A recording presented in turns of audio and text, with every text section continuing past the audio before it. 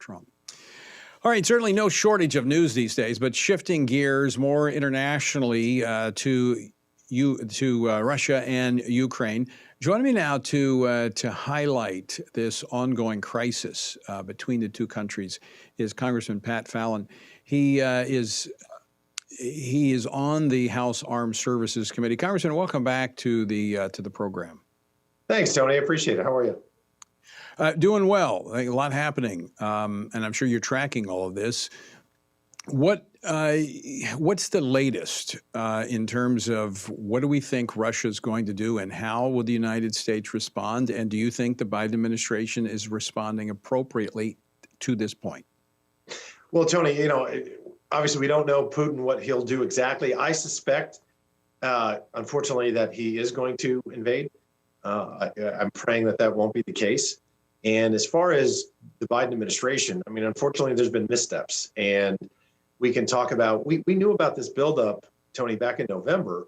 And that's exactly when lethal aid, particularly anti-aircraft and anti-ship weaponry, should have been sent to the Ukraine. And unfortunately, I'm saying this now 3 times because the whole darn situation is unfortunate. But the Biden administration did not send that equipment and weaponry in November. They dragged their feet, and there was no cause for that.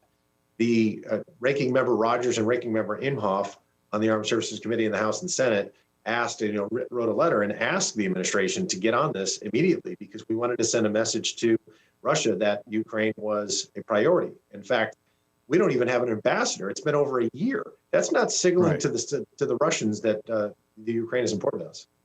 Yeah, that's an extremely good point.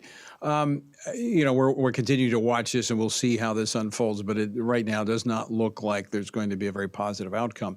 I want to shift to a kind of domestic issue that you've been very connected on. When was the last time you were at the border? What have you been seeing down at the border on our southern border here in the United States? Well, Tony, I was down there a few months ago, and again, things haven't gotten better.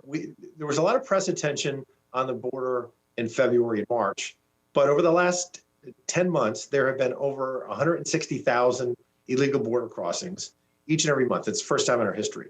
There were over 2 million illegal border crossings in the last calendar year. It's the first time in our history. The drug cartels are making wild profits, and the Biden administration is not following through with Trump policies that actually worked. Wait in Mexico worked. Wait in Mexico became catch and release. It did. Deporting criminals, Tony, worked. And now it's, the cartels run wild, and building the wall became open the gate.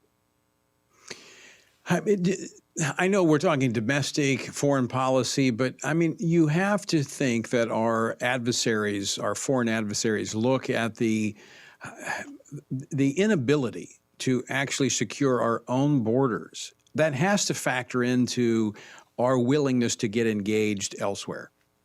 No, there's no doubt. And the 4th Congressional District constituents, we have 770,000 of them, are rather savvy and smart. And more than one person has told me, what are we worried about securing a border a half a world away when we won't even secure our own border with Mexico? And that's a very good and fair point. We have to start at home first, much like when you're on an airplane. What do they tell you? If, God forbid, the oxygen mask come down, put one on yourself before you can assist anyone else. I think the argument can be made that, secure your own border first before you can help any others.